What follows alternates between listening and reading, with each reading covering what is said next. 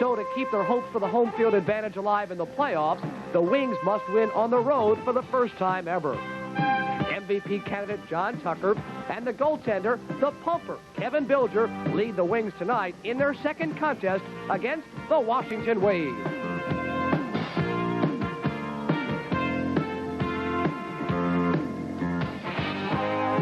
Prism Sports presents Eagle League Professional Box Lacrosse. Brought to you by Gold Medal Sporting Goods, the official retail outlet of the Philadelphia Wings.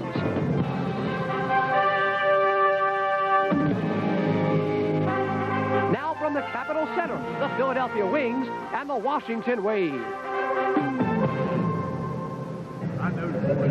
Hi, everybody. Welcome to Landover, Maryland, the Capitol Center, where tonight we close out the inaugural regular season for the Philadelphia Wings.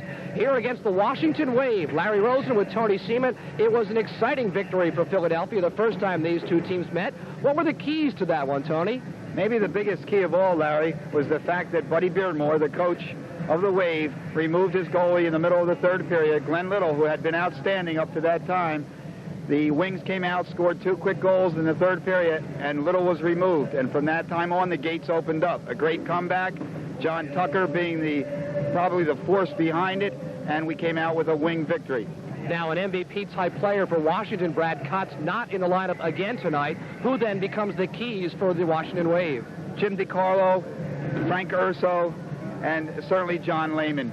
But without Brad Kotz, it greatly hurts this Washington Wave team. Philadelphia has their own MVP candidate. In our eyes, it's John Tucker, number 2, the captain. What does he give this squad? Just about everything. He's the Pony Express. He gets the ball up the field. He's the enforcer. Some people will call him the human missile. He seems to pick out his numbers and go after them. John Tucker just gives you a little bit of everything. Now, the only way Philadelphia can host that first-round playoff game would be with a win tonight, then a combination of circumstances that have to happen later on in the week. Just how important is that home field advantage? It's tremendously important, especially if it's at the Spectrum. We saw last Saturday night, over 12,000 people, sounding like 16, 17,000. It's that 7th player on the field. There's no doubt about it. Ready to go? Ready to go. That's the setup from Landover, Maryland. Stay tuned. We'll come back with the starting lineups and more for you in a moment. Stay with us, everybody. And welcome once again to the Capitol Center here in Landover, Maryland. Larry Rosen and Tony Seaman about to start the final regular season contest. Something we neglected to mention in pregame, John Grant not in attendance tonight. What does that do to the Philadelphia Wings, Tony? Well, it certainly affects the power play. The main man on the point, who's been there all year for them, is not going to be here tonight. Coach Way tells me that they're going to move Henry Ciccarone into that spot in the beginning of the night. One thing it definitely does do, I believe, is that it allows the Wings to play better defense if they lose the ball and it goes down the other way by the penalty-killing team of the Wave. Now, we notice in the statistics that the Waves are the best penalty killers in the league. They also happen to be the best percentage man-up team as well. So very interesting statistics. And about the only game that did not feature Al Blau as the referee tonight. We've got Scott Boyle, Ted Stokes, and Scott Smith doing the damage. There's Kevin Bilger in goal for the Philadelphia Wings. 6'3", out of Baltimore, Maryland. They call him the Pumper. And at the other end is Glenn Little. And we're underway. We'll set the starting lineups for you as we roll along. Wings dressed in black, trimmed with gold. Immediately the Frenches, a 2-on-1, right out in front, and they are ahead in 11 seconds. And that might be some kind of a league record as Mike French gets the feed from his brother, immediately set play, his 11th goal of the season, and we'll go back and see how the play formed. Yes, he picked up the ball, Paul did, throws over to Michael. Michael goes to the below, goes down to the bounce. That's the big key tonight, is to try to shoot at Little's knees and his ankle. Get the ball low against the big man who has the massive frame. So possibly they learned a good lesson last Saturday night against Buzz Shane. And now Paul French has 17 points on the season with the assist. And Mike now with 19, including 11 goals. Philadelphia moving to our left. Tucker will walk alone and score through the 5-hole. And right away in 27 seconds, the Wings are on fire. Tucker used a great reception of speed then to pick that ground ball up. He just coasted, and he picks it up.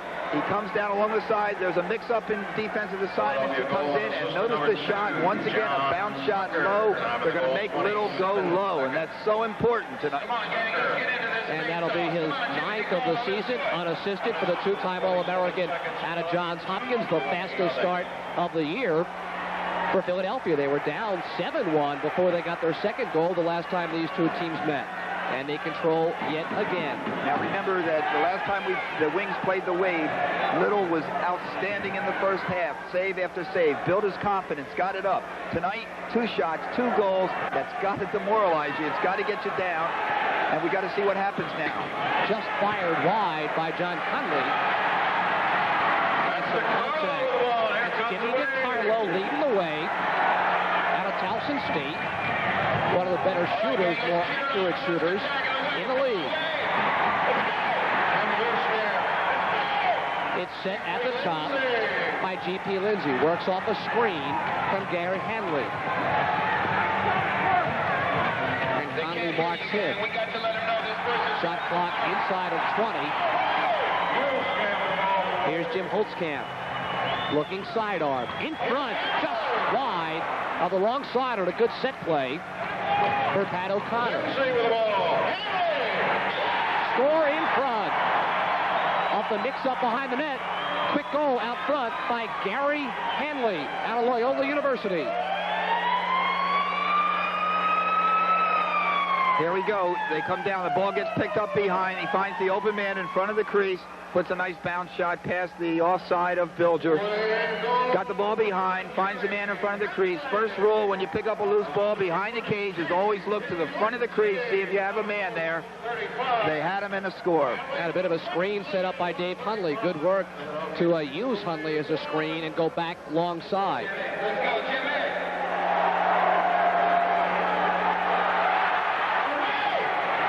Bilger wanders and has a difficult time with it. And picked up by Jim Holtzkamp. And a whistle blows. We got a penalty, and it's against the Wings. It'll be in the head, which is a 2-minute minor. Against Mike French. Seems as if they're calling the plays from the back and from around the head much more closely in the last few outings, trying to kind of establish a protocol, a decorum for the contest. Scott Boyle, the referee, we saw him shortly the other night in Philadelphia. He got 3 stitches to his forehead in a melee behind the goal, and we didn't see him the rest of the night. He tends to call a closer game than the other officials that we've had. Wings in the 4-man box, the man up, shot wide by Bill Weicker, and the loose ball rolls back to center. Again, a 45-second clock in the Eagle League. And a 2-minute minor. That shot is well wide. A quick release, almost a nice set play, short-handed. On the power play, come the Wave. And the shot into the midsection of Bilger. The Wave, 15 goals in 27 power play attempts as a short-handed breakaway. Good decision by Manley to bring it back out front. The Wings penalty killing unit, 47%. Not very strong. And here's a 2-on-1 as it develops. This is Mark Gold. Goes in front off the right shoulder of Bilger. Quick early pace, Tony. Very quick and very high scoring compared to the last time the two teams met. We saw outstanding defense and great goalie play. Now we're watching a wide open game with some good shooting, low bounce shots. Greg Goss in front, wearing number 7. Nice defense by the Wings on that particular play. And 1-on-3 comes Philadelphia, wrapped up high. Is Paul Danko. And Little comes out with it. Good penalty killing, though. Not much in front. As a souvenir for a young fan behind the Wave goal. And here comes Joe Gold, one of the brother combinations. A lot of brother combinations in the league. Score! From the top, Frank Urso bangs home his 4th of the season. And it's a 2-2 tie. So the 2 early goals for Philadelphia nullified now by the power play. All right, we see Frank Urso takes over the point for John Lehman, a velocity shooter. lets it go. They let him get in close, takes the off the hip shot, and it goes by Bilger. Here's Urso, known for his velocity, gets room enough to extend his arms and throws a good one past the outside of Bilger's knee. Now, you notice the change there. They had John Lehman at the point. Coach Way said earlier that he would prefer John Lehman to take the shots in their power play, and they weren't worried about that. Beardmore makes the change, puts Urso there. Little out of his net. French is alone in front. There's Hanley to French with an empty net, and he scores. First time we've seen a goalie really burned, and Glenn Little down in front of us is livid, saying he was held from getting back into his crease. And a conference among the officials as Little stages a bit of a flip out. And we'll see the goal not yet posted on the board. If it is indeed French's, it's his 12th. There's the action over, and it looks like Little was doing his own dirty work. It sure did. It was Little. It wasn't. It was not the wing player. And I'll tell you, Mike French just uses his size and strength, fights off the check, and puts in the goal. Well, a goaltender really can't be getting involved that far away, even though he took a wrap around the head by J.R. Castle and went right back at him. That's ill-advised. And that's probably a holding minor. Yeah, I would have to say that Castle gets away with a head there, but Little loses his head and comes after J.R. And the Wings in the meantime go in and score with Mike French. And there was to have been a penalty assessed against Little for that high shot, but the goal by French wipes it out. So French's 12th, a 3-2 lead. Down the slot, drums G.P. Lindsay. And that first shorthanded goal, and a cherry picker for Philadelphia. But at even strength, they'll hold up out front. Tim Bokel, wearing number 4 tonight, had worn number 1 earlier. Alone in front, shot and a score just that quickly. Looked like Greg Manley got it done.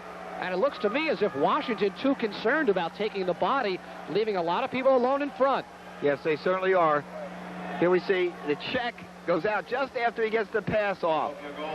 And a good bounce shot, gets a big bounce shot. You notice the key tonight, they're really working on the lower part of Little on their shots, and they're scoring 4 bounce shots, 4 goals. Right through the 5-hole. Great replay to show the spread legs past the basket, and that's the 4th of the season.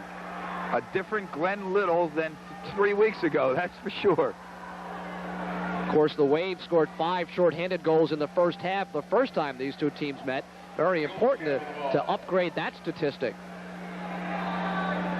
And again, at even strength, we've only played 5 minutes of this one, and already 6 goals on the board.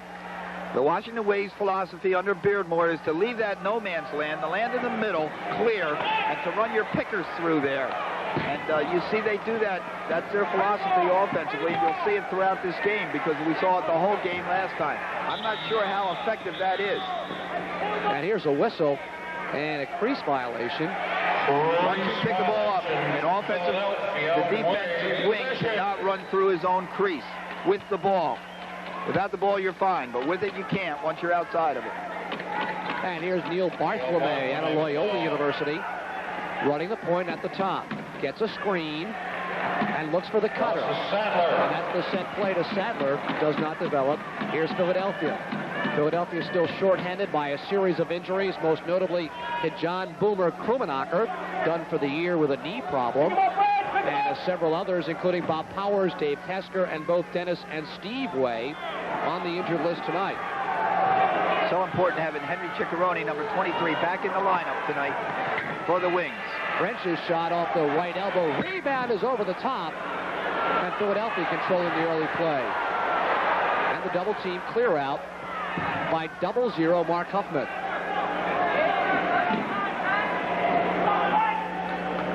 Keep the game, Glenny, come on!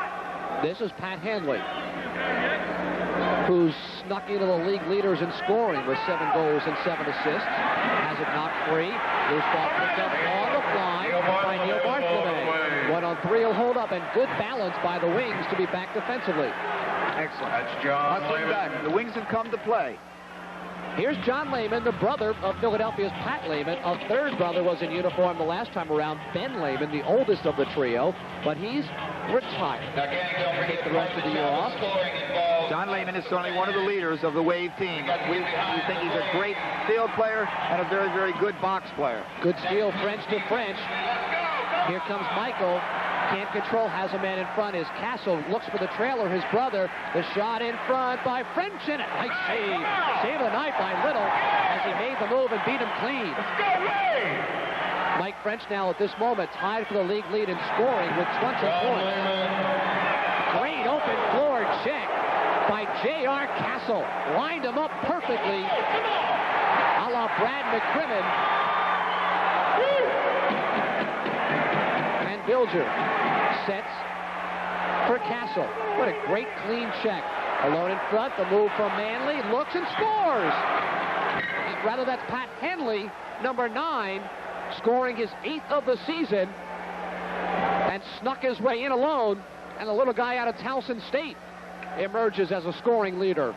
Yeah, I think Glenn Little has a lot of trouble with someone one-on-one because he's not a great athlete. And if you hit him, he's going to make the save. If you put it to the side and keep it in the area of the goal, not much of it left, but if you put it there, you're going to score. Hanley does the job very well. Now 8 goals for Hanley as he creeps up the leaderboard, now in 6th place in league goal scoring. All right, Washington, there's a job to do.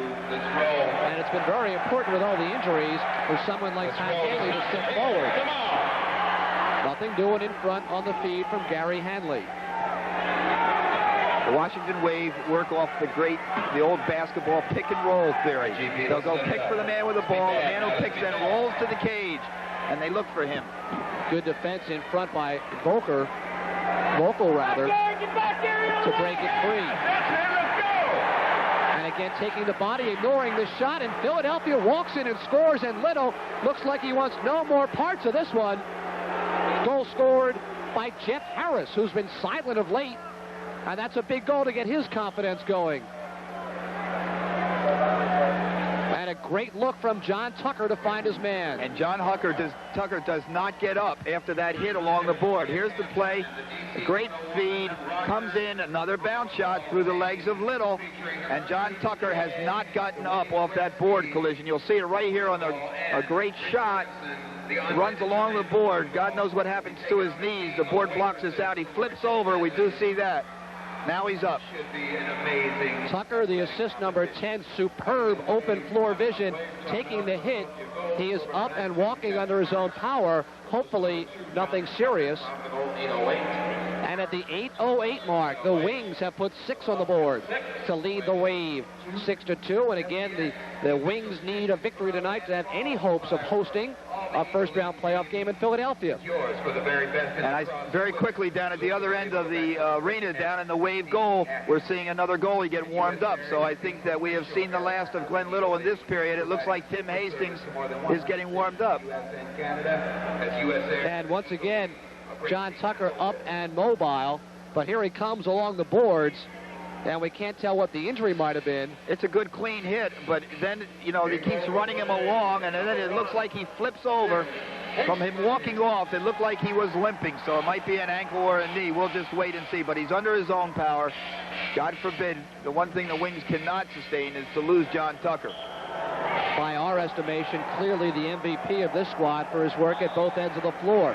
Quickly, it goes over the line, over the boards rather, and they'll do it again. Face-off experts for Washington include Gold and DiCarlo, and this is Jim DiCarlo taking the draw with the little guy, John Conley. Anytime a face-off goes out of bounds and it hasn't been controlled by either team, then it's refaced at the same spot in the middle of the field. And here's Philadelphia controlling once more with Scott Browning. Wings have done an excellent job controlling the face-off tonight. Real good job. In fact, they've only lost it once so far, and that's been a big key. 2 of those times have gotten them fast break goals off the face-off. Here's Pat Lehman at the top. Looks for Huntley. And they spread the floor. Huntley with Conley. A broken stick among a defender now. It's really a 5-on-4 as Frank Urso has lost his stick. Conley drilled. And it could have been a 3-on-1 the other way. And back they come. Alone in front, and that's off the pipe. As Bilger didn't get a piece of that one, hit hard off the pipe and high in the air. And a breakaway. Down alone is Paul Danko. He's caught from behind, though. Good hustle by Joe Gold.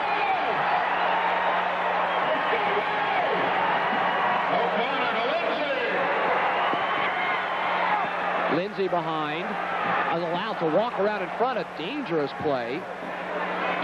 Bilger has excellent angles cut off tonight on the pipes. He's been excellent on the pipe. He protects that, makes them shoot wide, and gives them nothing to the near side. That's very, very important in this game, and it's one of the weaknesses that we saw last week with Bilger's, was not getting to the pipe side. Tonight he has 3 times in a row now. In front, Bilger beats him as Dave Huntley is doing some damage in front, banging around. Again, drills along the corner. Might have been a little bit of a hold. Loose one in front. 2 save off the bar. The near bar, and they'll reset it. Some great athletic, instinctive reflexes there by Kevin Bilger. And most of all, that big orange leg called the goal pipe makes the last save for him. But some great work in there on rebound. French gets a screen from his brother, who's alone, walking in, and a nice job down low. Hastings did what Little could not do. Looking a little bit more mobile, and that in hockey would be an automatic delay of game penalty. In the indoor lacrosse game, it's just a possession for Philadelphia. And it's called a lousy pass. Unintentionally lousy. French goes low once more. Hastings looks like he's stronger down low, certainly than Glenn Little. Yes, he steps to the ball well and gets his stick there now. They might want to think about bouncing a little bit higher or start faking low and put them up high. And the set offense in front yields Little. And here's Holtzkamp, who bobbles to Huffman. 0-0 out of Salisbury State. Shot wide. And really a better job in their own end by the Wings tonight. Probably the best that we've seen. Another 2-on-1 quickly develops. Singleton in front. Shot down low, and just a little piece of it from Tim Vogel. And it'll be a possession for the Washington Wave on the crease violation. Hastings goes to his knees on every shot. He's seen Little get beat low. He's going low. He's guessing, and so far he's been right. Now that's something that Steve Way has to do on the bench and let his players know about. Great catch on the rebound down low by Matt McGrady. Bilger commits and gets back in front. Great quickness by Bilger to cover his own error behind and get back in time to get a piece of it. Still a 6-2 Wings lead, 3:15 and counting first period. And Philadelphia clear possession from John Tucker. Great spin move to avoid 2 men and wants to set the offense. Has Tim Vogel in the open floor. Shot by Chickarone in a midsection. Hastings, the 4th goaltender used this season by the Washington Wave in a short season.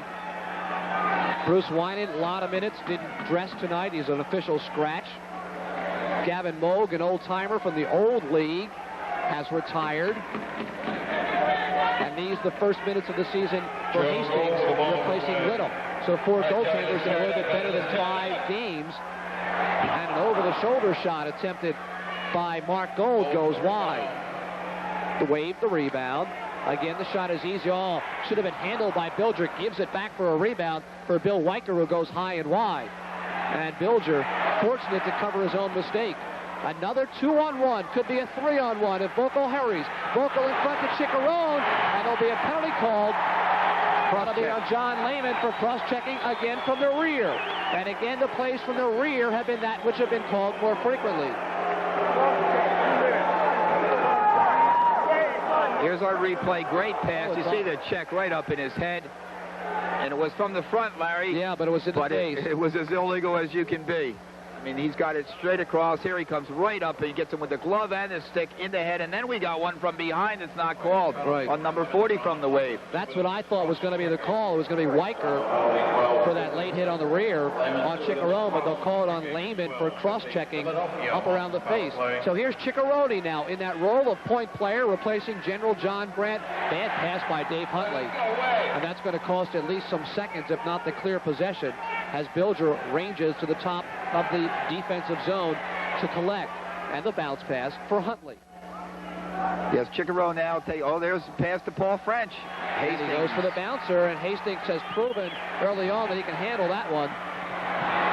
and the clear by the Wave. Barthelme tangles with Chicharone. Wings 51.4% on the power play. Not all that efficient. The Wave 73% killing penalties to lead the league in their four-man box to let Chicharone march to the top. French in good position. Henry to Dave Huntley. The side armor never reaches the net. Chicharone, the quick look for French, who's tripped, gets rid of it. In front, shot wide. That was Pat Hanley taking the abuse and either a crease violation or some kind of call. Oh, and there's a punch thrown by Kevin Forrester. Call that a love tap? I don't know. The ref is doing a nice job of breaking it up, but that should definitely be a penalty. I mean, you got to call that as a dead ball situation, and he gets hit from behind. Here it is. Pile up in the crease, and keep your eye on 32. Kevin Forrester. Mark Huffman got the penalty for that shove. And there's another fist. The referee steps in. Keep it rolling. And now Forrester. A little bit of one-upsmanship among those two. And now, quickly, a two-man advantage Philadelphia. For a minute one, they'll have the two-man. 1 minute left in the period. And strangely, it looks like a 4-on-3 set as Chicharone is back near the middle. They're not going to give him the breakaway tonight. They're going to make sure that the power down team is not going to score goals like they did the last time they met. 4 of them in the first half. And a quick line change unit for Philadelphia. 5-on-3. Nice job by Henry Chicharone to break it free off the stick of Bill Weicker. But an ill-advised long pass for Chicharone. Especially when you're a man up. You just want that clear possession. That's right. Good forechecking, and Chicharone gets away with a shot to the face in front of Scott Boyle. French rolls, looks, no shot. Backhander is weak. And Hastings comes up with it.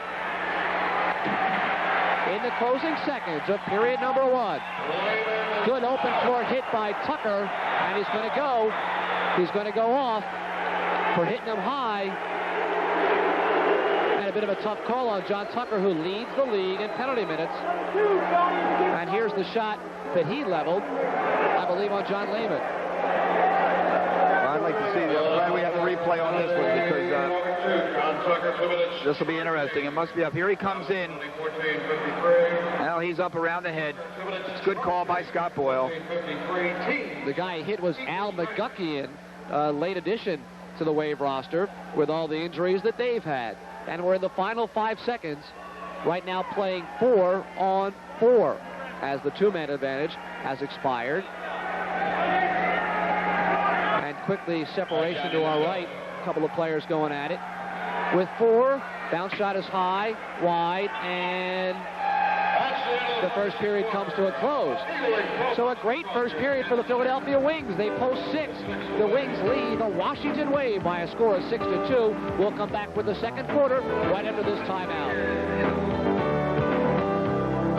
Without the work of the new goaltender, Tim Hastings. Yes, he's done an outstanding job. The one thing that I can see is that he goes to his knees early. He's down there.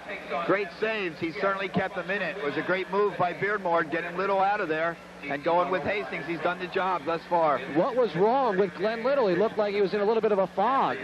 Well, I don't know. They shot low at him tonight. They didn't hit him in the chest. He got down, I think, on himself, and very smartly, they kept putting the ball down at his knees and his ankles, and I think it's hard for Glenn Little to see his knees and his ankles, so the ball is getting by. All right, the Wings in black trim with silver will move to our right in stanza number 2 in front of Kevin Bilger as we look at DiCarlo, the face-off expert. Jimmy, the Wings scored all their goals in the first 8:08 before Hastings came in. The Wave in red, trimmed with white, will move to our left. And DiCarlo will take the face-off. And a good job on the face-off. Nice little set play for Mark Gold from the University of Maryland, Baltimore campus. 6 goals, has attempted the most shots of any Wave player. He certainly is a speed merchant on this team. He's the boy with the wheels. They're 4-on-4 right now for about 30 more seconds. Then there'll be about a 50-second power play for the Wave. Urso looks for the screen and rope. Great drill. Shot is low and wide by DiCarlo. Nice hit given to Joe Gold as he tried to work off the pick. And the ill-advised back pass loosely will be picked up by Frank Urso. And we await Mark Huffman to emerge from the penalty box to give the man advantage to the Washington Wave. Not the traditional box as Urso, an unnecessarily wild shot from the top. And right into a bounce shot goes Gold. Open floor, Huffman drills Manley, and that allows Hastings to come up with it. Haven't asked you about Tim Hastings' background, as he's new to the league and new to me, certainly. A great field goalie, and he certainly has shown that tonight. Great quickness, really steps out to the ball, getting on, smothering everything that is low right now. So they're going to have to find a way to get him down and then shoot high, or get the big bounce that's out away from him and goes over him when he gets down low. All right, now the power play as Huffman comes out of the box. Around the screen, the shot taken wide by Greg Goss. And it's over the boards, a clear possession, Philadelphia. Once again, we see Bilger get to that pipe very quickly, force the man to go wide with the shot. Surprisingly, he's got Lehman back in the point on that man up. Lehman, a great move, forgot the ball. And back comes Matt McGady. Off the face of Bilger, alone in front again, goes low and wide. The shot taken by Matt McGady.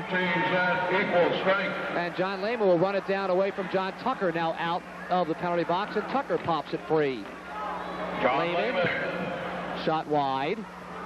Really, Washington taking a lot of wide shots from the top. Here's a clear breakaway. Great catch. Manley goes in, shoots, and scores.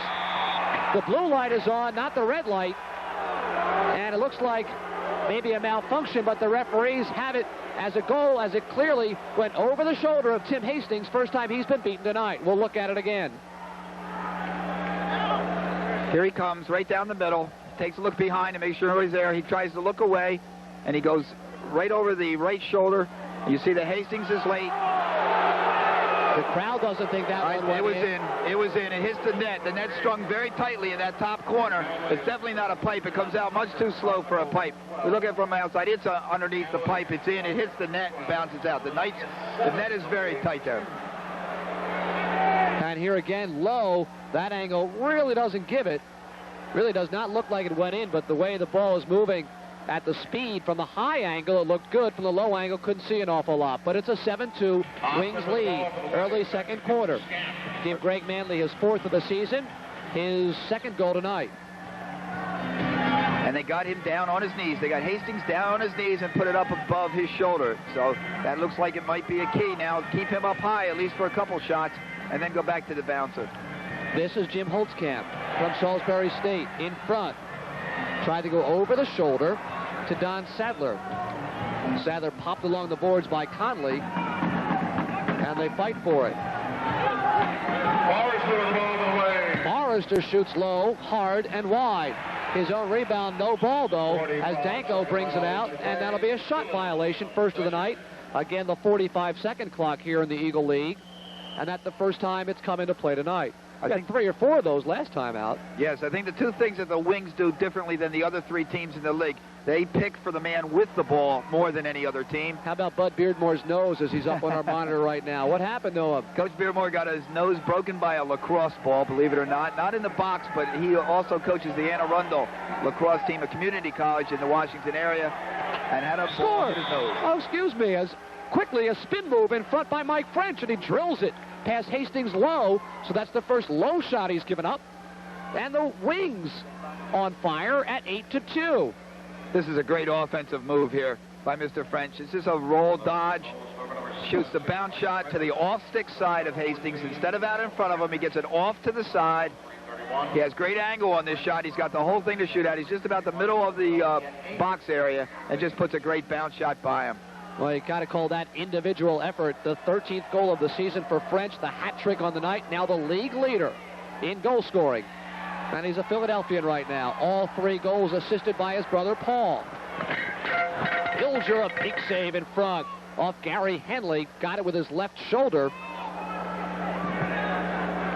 And there are 2 Wings alone if they can control cherry picking up at the other end. Grounding takes the body. And here is Frank Urso. Fakes, walks in, shoots, and Bilger beats him. Low left. And a late crease violation appears to me. Yeah, crease violation Philadelphia possession. Urso, right into the goalie's mouth there. Bilger, unbelievable. They are 3 great saves right in a row. He takes an outside shot off his chest. He takes a rebound off his elbow, and then he stops Urso down the middle, point blank. Kevin Bilger has been absolutely the difference here in the first 2 periods. And not an awful lot of in-transition opportunities for the Wave, as they had the first time these 2 teams met. And standing at the top is G.P. Lindsay from Denison College to Gary Hanley. Can the slot area open? This an isolation play. You're not going to isolate on Tucker. John Tucker just takes it out of his stick. In front is Urso, has a man, takes the pass and a score. Very nicely done. Urso to G.P. Lindsay. It's an 8-3 game. Lindsay now with 5 on the season, and give all the credit there to Frank Urso. Yeah, it's real good ball movement, which makes Bilger move, and he shoots to the outside. Bilger steps hard to the right pipe, and the ball's put by on his left-hand side. Here's Urso, without looking, feeds across, and you see he shoots to the outside. Bilger steps and covers the pipe, but it goes by. It's a good shot. And Dennis Townsend, undressed in front, had to commit to the man with the ball, and when he did, Lindsay was open. Here's Mark Gold. Length to the floor pass, and a 2-on-2. John Lehman shoots. Oh, it almost trickled by the left knee. And a whistle. And looks like perhaps coincidental minors coming up, as meeting and greeting are Greg Goss and John Tucker. I think it's only on Gross, and it's deservedly so. Tucker should not have to go for this one, that's for sure. Now, I hope he keeps his cool and stays out of it. Oh, that's Emmett Prinup wearing number 7. As we've called him Greg Goss came out. He was number 7 in the roster and played in the first couple of games, but was a scratch. And then when we saw number 7 playing, we assumed that it was Goss, but it's Prinup wearing Goss's jersey with his own name on it. Last time we saw Prinup, the star from Syracuse College, he wore number 30, so he's the one in the penalty box. And here we are, man advantage Philadelphia. Excuse my error. Huntley in the shooter's role. Chicharone as they try to wander. Screen set up in front. Huntley loses possession. That's Hanley working the top. That's a good force by Huntley, but he's got to look for his corner man on that. Henry Chicharone at the top. Looking for the French cutter. Is Hanley. And Hastings comes out with it to Mark Huffman. And a 2-on-1 shorthanded. And a great block by Henry Chicharone on the overhand pass by Neil Bartholomew. Chicharone gets a piece of it to Kevin Bilger. And that's the added element of having Chicharone in instead of John Grant. The speed to get back more quickly and the defensive orientation. 1 minute left on. Not an awful lot of ball movement, and a blind pass ill-advised by Chicharone. Run down in the corner. And French will come out with it. As it's a standoff. But on the man advantage, Huntley's alone. Fakes the pass. Takes the shot. Rebound look in front, and over the top of the net is the shot by French. That's Paul French on the ground. And Joe Gold trying to emerge, loses a glove, maintains possession, has great speed, gets around a third man, and can only back out to Huffman at the top. Alone in front, short side save, beautifully done off Bartholomew by Bilger to keep it 8-3, and it looks like penalty coming up Philadelphia on Henry Chicharone. Kevin Bilger with a couple more just unbelievably athletic saves. Cross-check the call, but no one heading toward the penalty box. It'll be Chicharone as he's got to turn from his own bench and come back.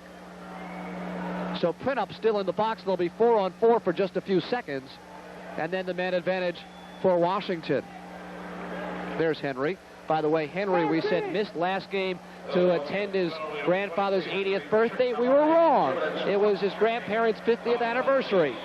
50 years married. He said he couldn't miss that one. That only comes once in a lifetime, and he's going to play a lot of lacrosse games for the rest of his life. So Mom and Dad convinced him that that was the place to be. Dad, of course, a longtime coach at Johns Hopkins. Probably one of the finest coaches to ever coach in the game. They'll be 4-on-4 for 15 additional seconds. Then the power play, manpower advantage, Washington. Roaming behind, G.P. Lindsay. And quickly, back comes Greg Manley. Good speed. And now, out of the box comes Huffman. And he came out just at the right time because that would have been a breakaway for the Wings, but his penalty was up just as they got to midcourt. So he was able to come out and stifle it. Now the penalty killing. And shorthanded, there are restrictions on where John Tucker can go right now, right? Right. Once across the midfield line, he's got to stay there. Can't throw it back to the goaltender or use the long court four corners in front. Great set play. And I think Hastings got a piece of it off the stick of Tom Singleton. And here's Pat Lehman. Walks around in front and a crease violation. Some nice moves, real good stick protection, but doesn't get the shot off. And the checking unit leaves. The man advantage unit comes on with Lehman. That's John Lehman. His brother, Pat, plays for Philadelphia. John, 5 goals, 12 assists, 17 points. One of the league leaders. And he's got an assist right there and a goal by Bill Weicker. Bill Weicker left all alone, very close in front, and not an awful lot Bilger can do with that. Yeah, they certainly let him walk right in and get the good angle. That's foolish. John Lehman draws and draws, and then he dumps off and just draws in, takes the hard bounce shot past Bill. Weicker, a University of Virginia product, his 2nd goal of the season. There's the move from Lehman and the shot, and it beats him stick side bounce. Tucker couldn't leave his man because you don't want the lower man to get the ball. That's the responsibility of the 2 people up top on the point. And John Lehman, still the league leader in assists, 13th. That'll wipe out the rest of the penalty, of course. And it's 8-4. Triple team block along the far boards.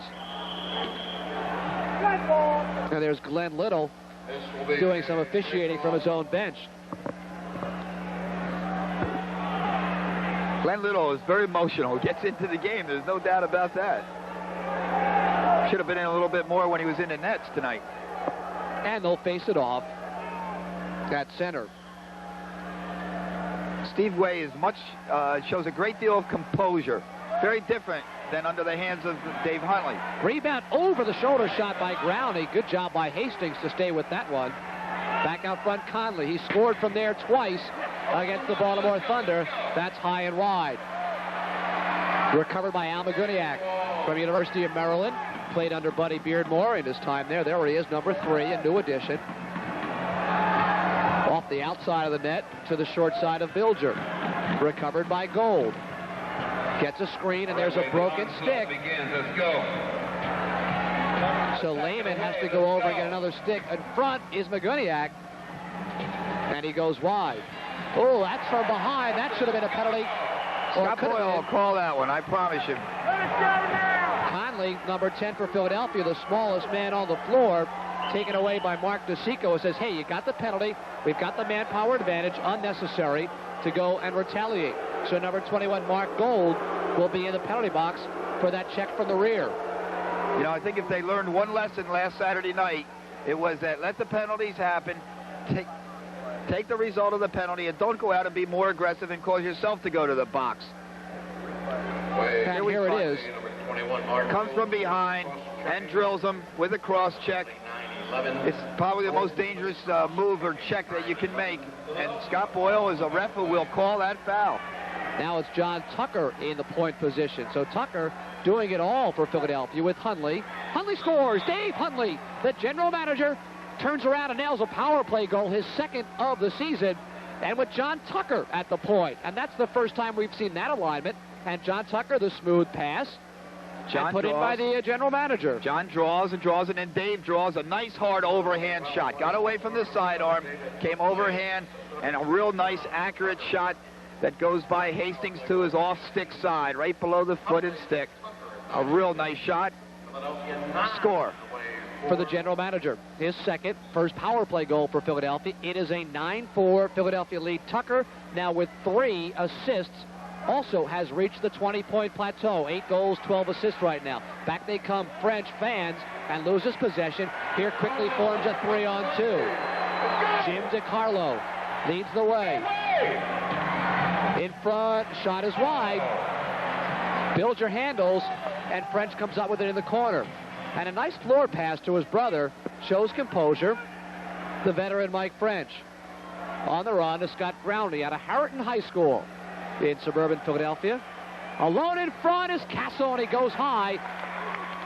And Hastings refuses to commit and then handles the rebound as well. Philadelphia getting on most of the loose balls. A double team block on Hanley, and he shoots as he falls, and a penalty coming up. A trip will be called, and that's an easy call to make. And it'll be against Pat O'Connor, I believe, or is it on DiCarlo? It'll be on DiCarlo, number 19. Here he comes out with the ball, good stick protection. He took a swing at him, and you see the trip come out. Another great replay by our crew downstairs.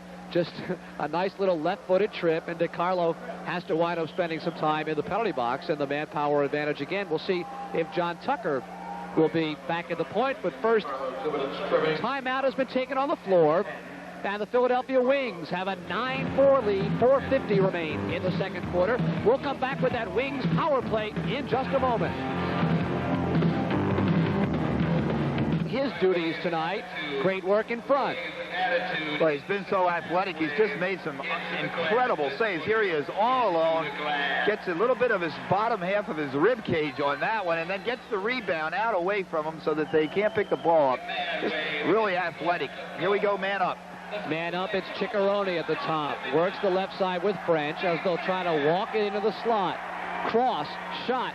Good job by Hastings to cover as Huntley went across. A pile up behind, and a 3-on-3 back the other way. Led by Don Sadler. That was a great pass by Dave Huntley then to get that through. A bounce pass using the hard surface. Huffman tries to go low, and Bilger's right there, a tower of granite in front. And here quickly is John Tucker. Winds, trailer, shot wide by Pat Hanley. I'm sorry, saved by Hastings off Hanley. The one thing you can't do with a goalie like Hastings, who covers that bounce shot so well, is to drop your stick low. He knows it's going to be low, and he gets down there on that. He's just going to smother those. Henry to Dave Huntley. Looks for that cross, not there. Ciccarone and Huntley play catch. Shot off the mask. Rebound low in front. Good job by Hastings to keep Hanley's shot at bay. One shot off the face, one shot down low, and good quickness by the big fella from Maryland University, Tim Hastings. Huntley gets away with a hold on Bartholomew. I thought he was asking him to dance there. It's over with. Let's roll. And they're at even strength in the final 3.5 minutes of the second stanza.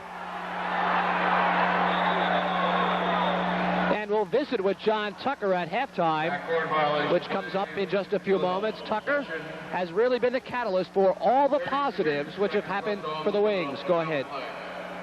I think they've still got the power play going. It's 5-on-4.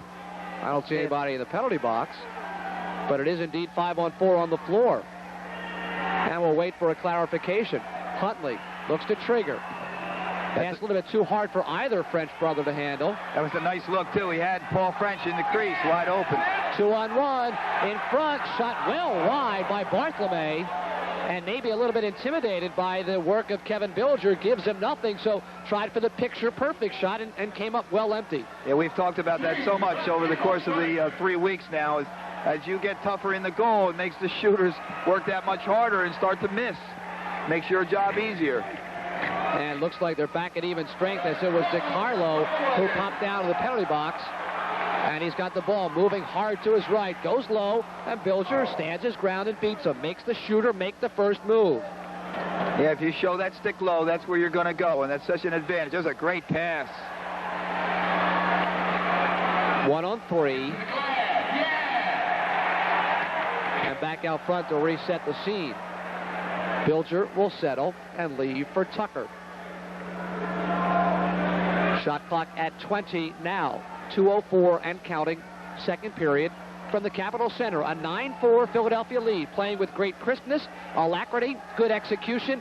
They've given away nothing cheap tonight. They want to play another game in Philadelphia. That shot is wide by Henry Chicharone.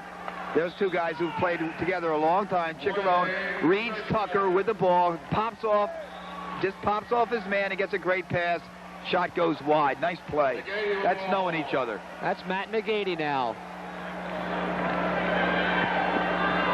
Tries to work around Singleton and cannot. Loose ball, Philadelphia.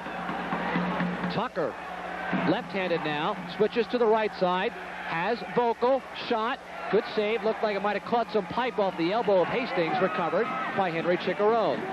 To the top, the low shot, and there Hastings able, as Tony said a couple of times, to commit quickly at a 3-on-1. And a good job to loosen the ball up from Tucker, so the trailer has to be hit, and the pass can't be handled by number 11, John Lehman.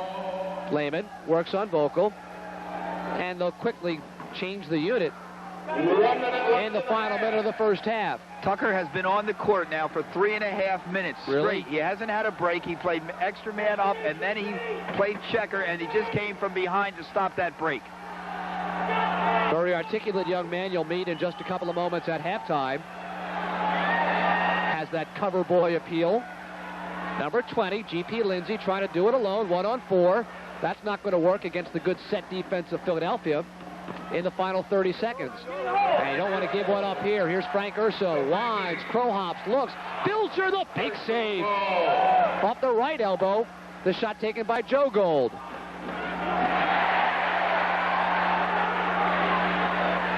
a score. Frank Urso scores for the 5-hole, and I think that Bilger might have been screened right there. We'll see on the replay. It certainly looked that way. He didn't move. Once again, Urso, good velocity, gets a high bounce, and it's definitely Bilger's offside. Here's the play. Comes across. Yeah, it's going to come off of Tucker's hip. Big bounce. Looked like Tucker might have even gotten a piece of it as the shot was taken. There, might have changed. When a stick meets a stick like that, does it change the English or the direction a little bit? I think what it might do is add to the velocity. It's like a whip. Snapshot or a whip, yeah. Slingshot, I meant to say, effect. It's a big place to try to control now and not let him have anything in the last 9 seconds. That's for sure. And we've got 3 seconds remaining, possession, Philadelphia. Good defense. That was very important. They certainly didn't want to see him get 2 in a row then. And we've reached halftime. The last time these two teams met, the Wave led 9-5 at halftime. Tonight, the Wings lead at halftime by a count of 9-5. They played superb indoor lacrosse, have not made too many mistakes, and they've done what they have to do to maintain a 4-goal halftime lead. It's 9-5. Wings lead the Wave. Stay tuned for our special interview with the captain, John Tucker. Highlights and analysis all coming up at halftime.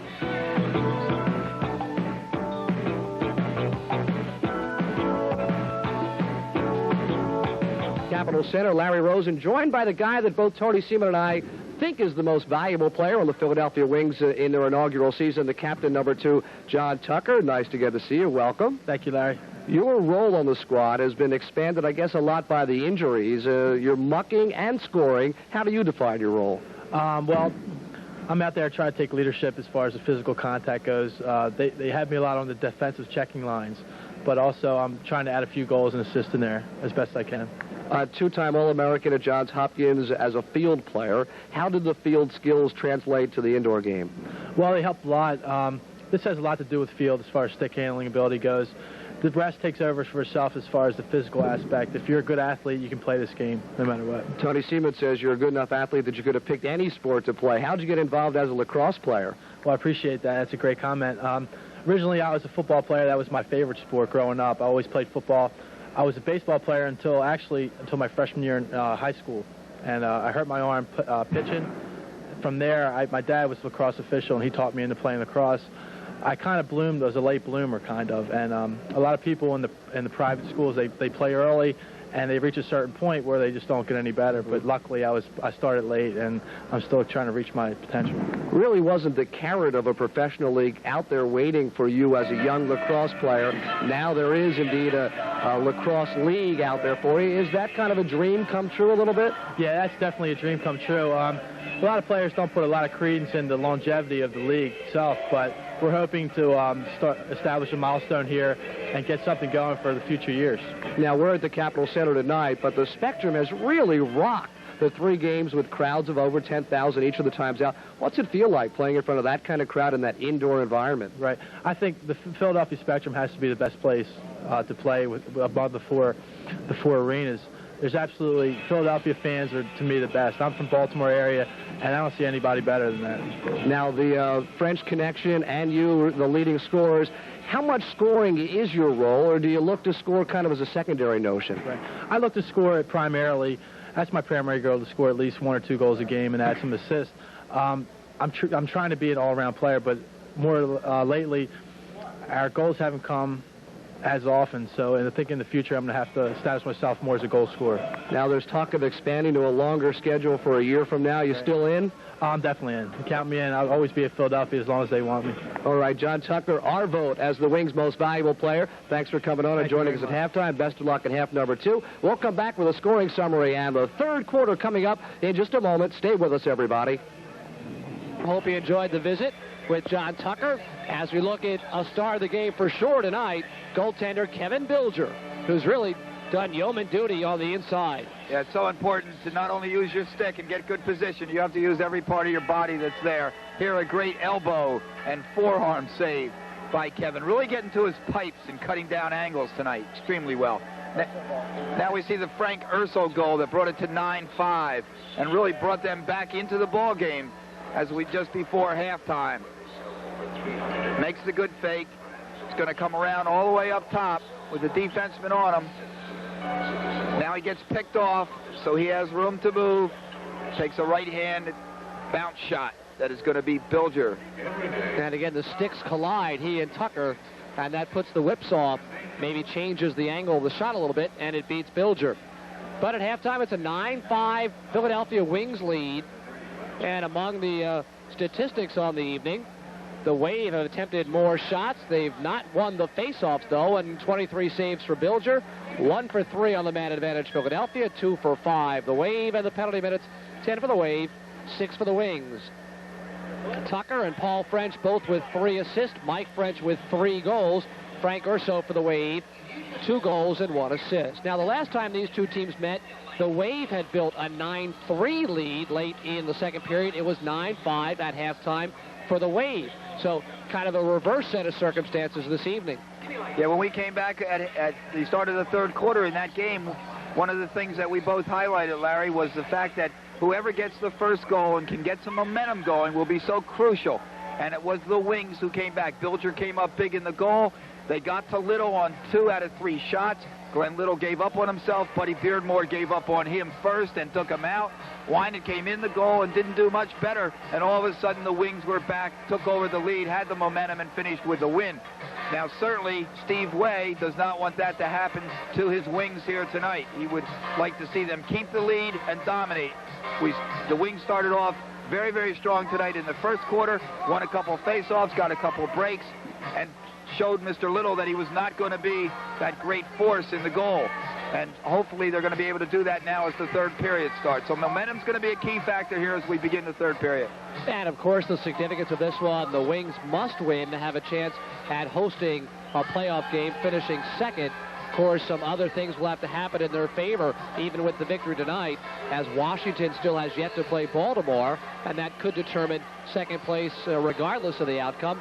Should the Wings lose this one, they will finish in 4th place at 3-3 and would then face the Saints at the Meadowlands on the 9th of March. So still a lot yet to be determined in this one. Tim Hastings, a newcomer in goal. When you have a new goalie that you've not seen before, what do you try to do to feel him out? Shoot at him. And certainly in this game, that's very easy to do. I think that Tim Hastings was a great player at Towson State. in the Baltimore area, a great field player, and has done an outstanding job here tonight. As you pointed out, he has not been used very much this year by Beardmore, and he certainly has come up big and has stopped this game from being a blowout. There's no doubt about that in the second period. One thing that I think we have picked up so far in the second period is that he does tend to go to his knees. He's worried about the bounce shot. He saw the wings shooting there on Little, so he's getting down to do that. Here's the way they stand right now. Philadelphia looking to go 3-3, and Baltimore and Washington will play again later on in the week. And here's Washington in their final home game looking to go 2-3, and should they beat Baltimore, then they'd have second place. And with 4 teams and an even number of games, a multiplicity of factors involved in a tie-breaking scheme. Yeah, this is probably the most critical game of the season for every team. Right here being played tonight between Washington and Philadelphia. The Saints at 5-1 clinch first place. They have about 22 days off from their last game to the first playoff game. And nobody wants to move the ball as we try to get it underway. And that's the wings in black trimmed with their silver. We'll be moving to our left. And the Wave with an open net in front. Bilger comes out and rattles the helmet right off Matt McGeady. And a stoppage and a penalty, I believe, coming up to Bilger for the high stick. Yeah, and Bilger makes a great play here, and I'm not saying that because he takes a man's head off, but he's just going to stop the man from shooting. He covers the player's stick, 24 stick, with his own stick, so the shot can't get off because the goal is open. There's no one in it. So he really does make a good play. Unfortunately, he gets part of the head as well as the stick. Well, the one-time coach, now still general manager Dave Huntley in net. Here comes Bilger on the fly, goes for the ball, and in going for the ball, gets the head, and there's the penalty. The Wave 2 for 3 on the power play tonight with their 4th opportunity. And that shot is wide by number 40, Bill Weicker. Long rebound for Philadelphia. Great speed, but the turnoff smartly by, I believe that's Manley, looking for Tucker. And a loose ball. And a 2-on-1, making it 3-on-2 down the left wing for the Wave. Shot off the pipe, maybe the right foot of Bilger, then the pipe. Shot taken by Emmett Crinna, wearing number 7. There's no doubt the orange pipes have certainly been Bilger's best friend tonight. Bilger showing some field generalship. Now shorthanded. Once the ball passes the midcourt line in possession, it cannot go back over. That's like the basketball roll of over and back. And Tucker just kind of loosely throws it the length of the floor and allows the Wave an opportunity to set. It's 9-5 Philadelphia. Good move. Crinna score. Several lovely stick fakes by Emmett Crinna, and he finally put it away, and you can't blame Kevin Bilger on that one.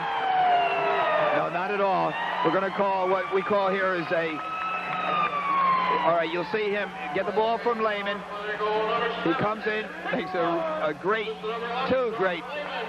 crosses face, controls the ball, puts it into the upper corner. Takes both people out. Just great moves by Crinna. Here's number 1. And then he brings it across his face again. For number 2, he's in all alone and puts it home in the top corner. And he was a great field player in his years at Syracuse. He's got 2 goals, both coming against Philadelphia.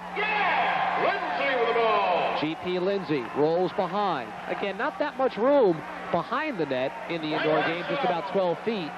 But a good way to break away. In front, and Bilger able to beat Gary Hanley high around the elbow.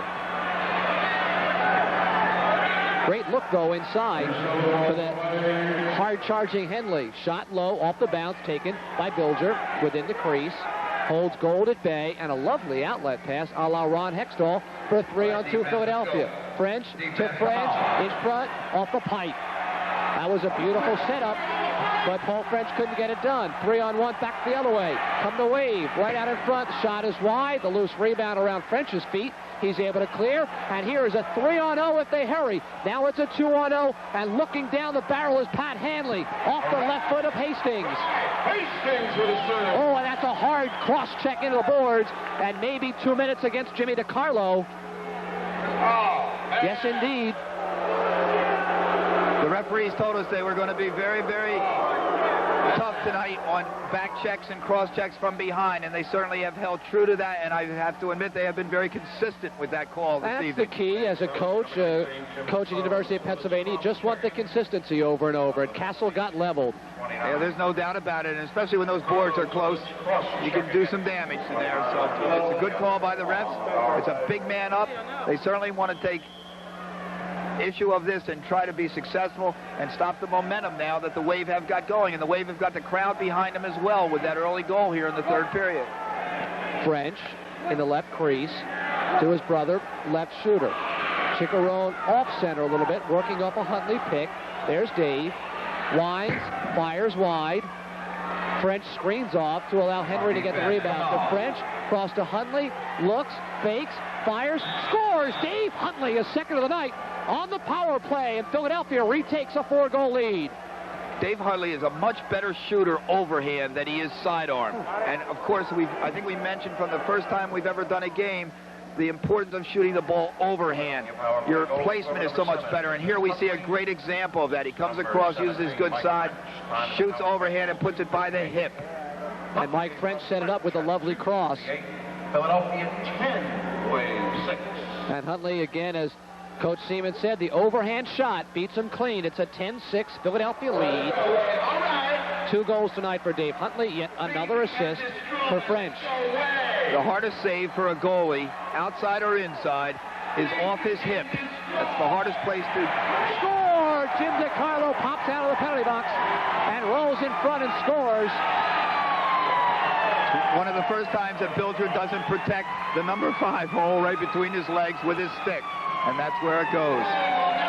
DiCarlo now 8 goals on the season within the league leaders, has no assists, good screen. Once again, picking for the ball, and right between his legs, gets his stick too high, and he goes right between his legs.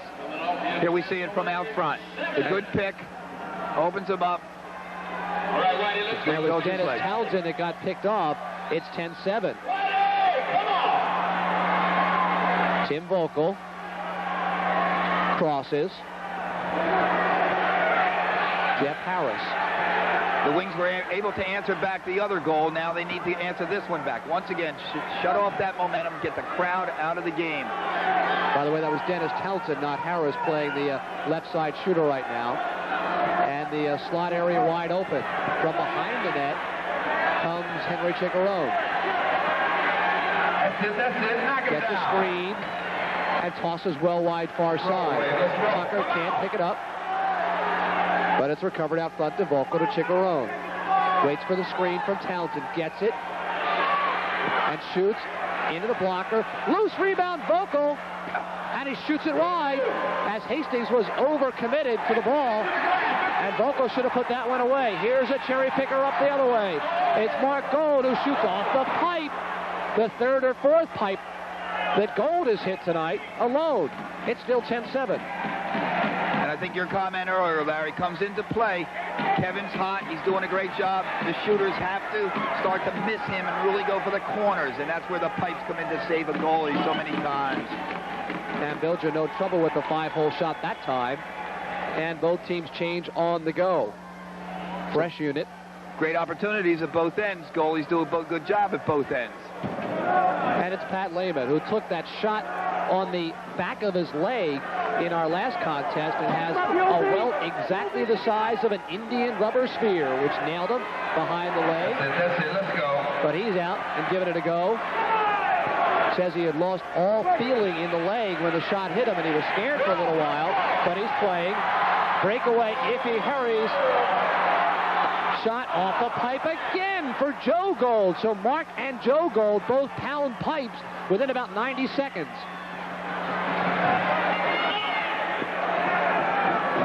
Joe Gold picks a ball up at midfield, and he's even with anybody. He's going to run away from him, and he certainly did then. Out of Salisbury State with that great speed. And here's Jim Holtzkamp at the top. There we go. Can't roll off his pick. Good cover up by Lehman. Shot is taken well wide by Kevin Forrester. Shot clock inside 10. That one also well wide. The shooters, again, aiming for high corners and the low percentage shot. 3, 2, 1. Bilger forces the 50-foot shot from Don Sattler. And a fresh 45 for Philadelphia. Inside 9 minutes, third period, 10-7 Wings. And they change on the go. The French connection, the Philadelphia line. Castle, French, Manley, and Hanley. This is Paul French. Looks for his brother. Nice pass, can't handle it. Knocked to the floor by Forrester. Make that Huffman.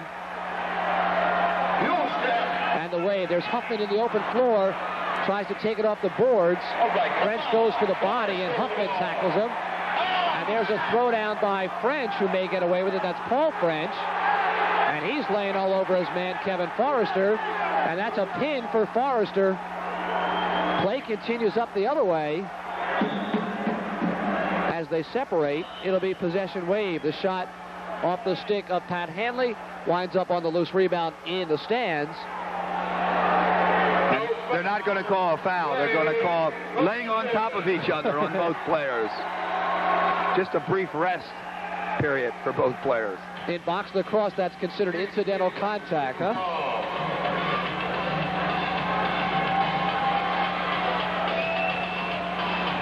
And waiting for the scene to develop, the Wave with G.P. Lindsay. A double screen at the top. Good momentum around Vogel, who drills him, takes the ball away cleanly, and works up the left wing to Henry Chicharone. It's a 2-on-3. The good cross. The trailer is Vogel. There he is. Has a man, the stick, and the ball shot off the pipe by Henry Chicharone. A lot of pipes tonight. In front, Townsend. Bad pass out front. We're off. Let's go, Wave. And here we go with Joe Gold. One-on-one with John Tucker. Tucker gives him nowhere to turn. Has to go behind and throw it wildly out front. And Townsend has it. 43-year-old Dennis Townsend with that deep knee brace on the right side. Has Tucker. What a no-look pass in front and a score. Beautiful pass from John Tucker. Goal put away by Dexter Manley. Greg Manley gets the goal. What a no-look pass from John Tucker. Just great ball movement. Tucker looks away. There's Manley. Fakes him high, goes to the weak side with no stick, off the shoulder. And you know Dennis Townsend had a great part of that play as we see it go in again from a different angle. He started the whole thing. He drew the defense to the far side, hit Tucker, and then Tucker, as Larry so well described, with the great no-look pass. I didn't even see the pass, and I'm up here. A hat trick now for Greg Manley. Call me Dexter, he says. Tucker now with 4 assists on the night. Now has 13 on the season, among the league leaders in points and assists. It's 11-7 Philadelphia. And that was a very, very important goal for the Wings. Surprised to see Conley, the little guy, taking a lot of the important face-offs for Philadelphia. I guess looking for quickness versus strength. That's it. And he matches up well here. Now, last week we saw them not match up well at all against the Thunder, but the Thunder also have 3 of the best face-off men in the game. And you can see the significance of that. And certainly for next year, something Coach Way has to think about in his draft is to go after a face-off man. Huntley's going to start some trouble down low himself. A stick-swinging incident. Now Huntley's going to throw it. He's going with Mark Gold. Al Blau is noticeably not here. Al Blau would be in the middle of this immediately. Huntley trying to get the helmet off, finally does, but no damage will be done by this.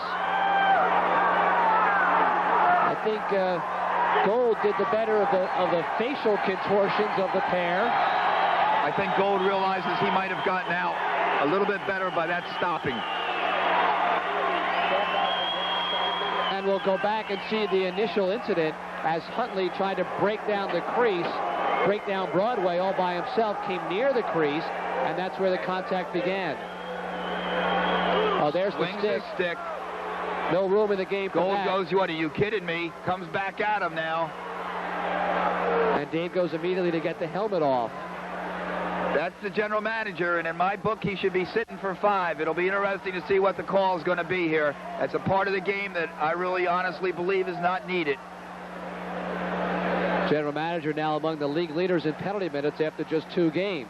And Dave will be the first to admit that his temper cost some problems last time out when he got a couple of unsportsmanlike conduct penalties, and he'll be in the penalty box. We've not yet seen the exact penalty call. But again, as you said, the first 5 games of the season when we've had Al Blau, he would have been between those two, and punches would never have been thrown. It would have been about a 30-second incident. Instead, it became about 3 or 4 minutes of the minuet.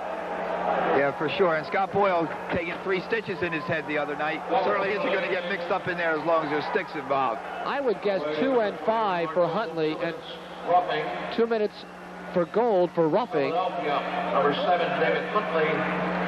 5 minutes fighting. 5 minutes for Huntley for fighting. Gold, 2 minutes.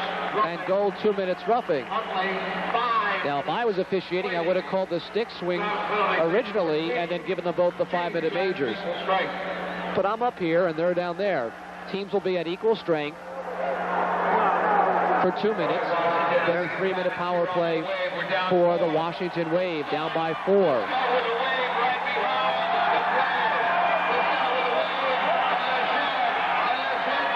Well, this certainly came to haunt them last week. The 5-minute roughing, major penalty on Huntley. Let's see what happens now in this game.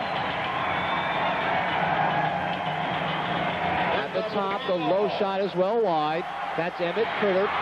Rebound off the chest. Another shot. Bilger hops in the air and blocks that one. Kevin showing excellent quickness for the big guy. And another one. Great saves by Kevin Bilger. Great saves. And a good distribution to Tucker. The side court break with French. 4 on 4. French goes low. And Hastings pops him. And had the open man on the other side of the crease. John Tucker did not come up to the offensive side, stays back defensively, and allows nothing to develop. John Lehman now, right wing, the good cross, handled. That's McGady. From behind the net, not much happens behind the net in this one. Emmett Priddup trying to get some business started in the final 6 minutes of the third stanza. Here is a 2-on-3 with 80 feet. They switch sides so Tucker can go right-handed. Pass back to Tucker, waits and scores. Beautiful 2-on-1, and you gotta love the crisscross in midfield to set the play up. Absolutely. They go to their strong hands. Very, very smart. A left-hander or a right-hander. They got in position where they can move the ball back and forth. It gets Hastings moving, as you see here. Here they go, the right-hander to the left-hander. And then it's back to the right-hander. That made Hastings move 3 times, but he's pretty solid there. And he goes just off that left foot. Great play, great shot. How about 6 points on the night for John Tucker? He was our halftime guest and had to rise to the occasion for us, and he does. 4 assists, 2 goals. Now the league leader in points with 23, his 10th goal of the season. It's 12-7. The Wings team in the locker room tonight before the game, Larry asked me if Tucker has the Seaman Rosen fan club behind him. Well, to the Wings and to the nation, I can honestly say you're watching the best lacrosse player in the Eagle box lacrosse perform at his best tonight. And the thing about him is consistency, game after game, shift after shift. He's even played some man advantage. He's played a lot of shorthanded. Of course, there he is, John Tucker, our vote for MVP of the league, if anybody gives us a vote. John Tucker has just played crystal clear box lacrosse from opening moments of the first game. Tucker, of course, was the captain and 2-time All-American at Johns Hopkins, a member of the 1986 All-World team, and his leadership is done by example, no question about that. And now the question is, does Mark Gold come out of the penalty box due to the goal, and he's still in there, so he's got 54 seconds, and they're 4 aside for 54 seconds, then the 3-minute advantage for Huntley. Well, it's certainly a huge goal, and that really helps the Wings out. It gives them a little bit more cushion. Bilger just unbelievable at the other end of the field as he makes save after save here. Urso leads for J.P. Lindsay. His shot is blocked at the top, and that'll help the goaltender. A rare shift for Mark DeSico, who checks only the boards, but Bilger bails him out with the save down low. I can't believe they're not throwing that ball upfield, but he decides to hold on to it, which I thought was foolish. It was 2-on-1 as the Wave made a change, and they could have had another man advantage there, but they decide to hold. Try to work the tempo with the 5-goal lead. Shot clock is at 20. as Groundy quickly heads off. And now Mark Gold has emerged, so a 3-minute advantage. Alone is Tucker. There he is. Great look. He scores. What an incredible look down low for John Tucker. Pass comes from Tom Singleton, getting a rare shift tonight. And he gets his first assist of the season. And this night belongs to John Tucker. And I'll tell you what, the Washington Wave are just standing around here. They all go toward the ball. There's a tremendous mix-up, and there's Tuck all alone at the mercy of Hastings, and it's all over. It's in the goal. Once again, you see they all leave him and follow the ball. 3 red, Wave, and it's a great look to Tucker on his cut. He picks this point, goes off stick side, score, and Washington Wave defense has a little bit of a talk after that play, like who is supposed to pick him up. The Wave have 7 goals in 40 minutes and 30 seconds. John Tucker has 7 points himself. Now has the hat trick, 4 assists, the 6th shorthanded goal. Yes, that's a shorthanded goal, Philadelphia. All right. And perhaps a bit of a momentum breaker. A lot of individual effort. A score by Matt McGeady. An innocent enough play as he roamed through the crease. He's going right to left, shoots back left side, and beats Bilger, his 3rd of the season. And he beats him on the hip. We've talked about it. Watch Bilger's hip. You're going to see the ball come right in there, and it's so hard to make a save off that hip side. You can't get your stick up. You can't stick your hip out. There's no extra surface there. It's where your body is the smallest, unless you have a build like mine. Or Buzz Shane, or Glenn Little. And that's an over and back violation, shorthanded. He can't go back. Philadelphia only has 2 shorthanded goals this year. They got one a couple of minutes ago. It's been offset by this power play. It's now 13-8 with 4:15 and counting. Against shorthanded, you cannot go over and back the center line. And there's John Lehman. Works the top, steps in, Henley. McGeady. Now Matt McGeady behind. Comes around alone in front, and that will do nothing as Bilger stays with him short side. And Gold breaks it loose. Mark Gold. One of another brother combination in the league. Lehman looks to shoot. Bilger beats him right in the belly button and comes up with it in his crease. And when he's in trouble, what does he do? Looks for John Tucker. John Tucker with 7 points tonight. I don't care if you play field, box, or on top of a roof. When you got 7 points, you have had a great, great game. Pat Lehman wrapped up behind. He's got a man alone in front, but he's double teamed. And that'll be a crease violation on Lehman. But good hustle. No transition develops. And here comes Emmett Printup out of Syracuse University.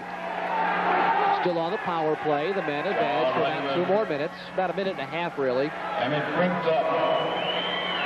Emmett, left side. Shot is taken wide by Bill Weicker. Little piece of it by Bilger. And Mark Gold chases at the board. Kicked out in front. And a throwaway by Philadelphia. And a score just that quickly by John Lehman, who's been quiet tonight. But they let him walk down Broadway, and he beats him over the shoulder. Now 6 goals on the year to go with 12 assists for John Lehman. You want to let John Lehman shoot from the outside, but not from in here, because he'll put it away on you. He's got Bilger. He'll move him up. He'll move him down, and then he shoots to the off-stick side. Once again, off that left shoulder side. In the league, with that fighting major, 2 goals is all it takes to get Dave Huntley out of the box.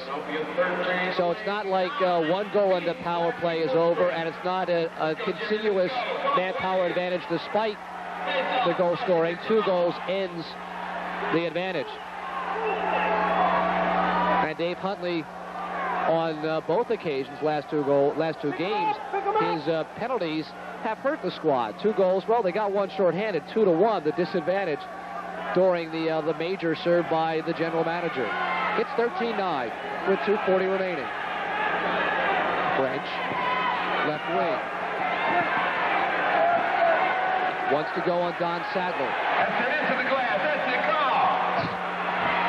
Come on, defense. To his brother. And a score. How do you like that? took several hits, went long side, right about knee height, for his 4th goal of the night. He uses his size and his strength so well. He just forcing man. He gets picked here, but then he takes another hit, keeps his feet, and gets that hard shot off the offside of the stick, and it bounces up over the hip. When you anticipate the hit, do you just kind of set the legs up a little bit to take the blow? Yeah, and you got to have the strength to absorb it too, which he has. It's always been one of the big features of him as a player, is that he is just so strong and can really withstand that kind of punishment and still get a real good shot off. And his brother, Mike, gets his 4th assist on all 4 of Paul's goals. It's 14-9. High-scoring affair as we march down toward the 2-minute mark of the 3rd period. Jim Holtzkamp. And he's worked over, and there's a cutter. But Manley has to wait a little bit so the breakaway doesn't develop. Good hustle by Mark Hoffman to get back. And they'll set the floor. Back at the top, as a stick has been broken by Tim Volkel, goes over to get the top of it. Over the shoulder shot taken by Manley, handled by Hastings. Good quickness for the big fella. On Volkel's stick, there's a screw that goes into the wood, or the metal shaft, the fiberglass shaft. Obviously, it came out on that one. The stick went further than the ball. Come on, gang. We can cheer on the wave. We got a minute and a half. For a moment, I thought it might have been a piece of personal athletic equipment flying across the top. Got to score 1 at least. Come on, wave. 1:15 and counting. A lot of action in front. The cutter coming through was DiCarlo. The pass was behind him. And they scrum in the corner. This ball picked up Mark DeSico to John Tucker. When in doubt, look for Tuck. What a great pass. The 2-on-1 develops. Chickarone off the midsection. On a pass from Huntley. Henry has got to definitely improve his placement on his shots. He's always shooting high and catching his shoulder and chest. He's got to get down about 3 inches lower and hit that hip. Pat O'Connor, the double team hit. Shot taken by Gary Manley. And Bilger covers ankle high in the final 35 seconds. So the clock is turned off. The shot clock, that is. Philadelphia can hold for 1 opportunity with Pat Lehman. The Wings have just played real good defense at the defensive end of the field all night. Despite 9 goals, they've really played outstanding defense and have really made the Waves take difficult shots. Score by John Conley as he turns around DiCarlo at the top of the box and with great speed and quickness goes high, short side, and pops it past Hastings. That's his 5th of the season. And at the other end of the field, the Wave has not played good defense. And the first person on the ball has been beaten. And it's given one-on-one shots. And I'll tell you, if it wasn't for Hastings and his acrobatic saves throughout most of the 2nd and 3rd period, it could be 25 goals. And a good job by the little fellow, John Conley. Call him JC out of Towson State now with 5 goals on the season. And he puts a lot of velocity on the ball for a little guy. Here's a 2-on-0 breakaway. Scott Brown, he's going to go in alone. Deeks and hits the pipe. Rebound. The bounce shot taken by Tucker. Will get his own rebound. Hastings stripped and a crease violation. Grounding cannot hit the stick with Hastings in his crease. And that'll do it for the 3rd period. So a big goal by John Conley. It's a 6-goal advantage Philadelphia. The Wings lead 15. The Washington Wave 9. We'll come back with a final quarter of play right after this timeout. Tony Seaman from the Capitol Center. John Tucker all night long has been the difference. Sure has. Great pass work. Great shot. Bounce off the hip. And it's a 5-goal Philadelphia, or 6-goal Philadelphia lead for the final 15 minutes as they try to start a wave in the Cap Center to help out the Washington Wave and block our vision, if at all possible. And a scrum along the near boards. That's the Wave in red, trimmed with white, moving to our left in the person of John Lehman. The Wings in black, trimmed with silver, will move to our right. Well, at the start of the 3rd quarter, we said a big question mark was, could they keep the momentum up and not let the Wave come back? They pick up 2 goals. That won't count. That won't count. Crease violation, John Lehman, as he went into the crease to do battle with Bilger, and that's an easy call. And here's the cherry-picking long pass for French. No goal. And they're going to force them to reset. And let's go back and see just what happened as Bilger seemingly had a clear possession on the rebound. Here's the shot, makes the save, controls it in front, gets his stick over top. Now, you can go underneath and hit that ball, but you can't hit the goalie's stick when you do it. They hit the goalie's stick, he's in the crease, it's a violation, wing ball. With 14:10 remaining. Shot is well wide from French. J.R. Castle out of Penn Charter, and Drexel looks for French. There's a cutter coming down the long side, but the check forces him off the play. From around the back, the shot taken, that's Danko. They'll make it Tom Singleton, number 16. Danko was 15. Volkel, the loose ball. Hanley. And he's worked over, but comes out with the ball. Shot clock at 12.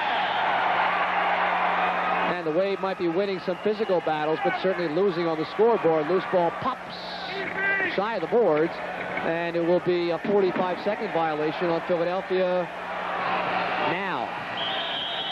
So good defense shown by the Wave, good aggressiveness. And alone in front, shot off the elbow blocker and killed into the boards is Emmett Printup. Really hit hard. I think Dave Huntley might have been the one that got the piece of him. And watch Printup get the shot and then go headlong into the boards. Here he is. He's an excellent shooter. Comes down and gets the push from Huntley. Head first into the board. Shoo. My goodness. Thank God for the Northland helmet, huh? And it just skimmed off the top crossbar. And in slow motion, they look even more deadly. Wear your seatbelt and wear your helmet. And Singleton will indeed get the cross-check penalty from the rear.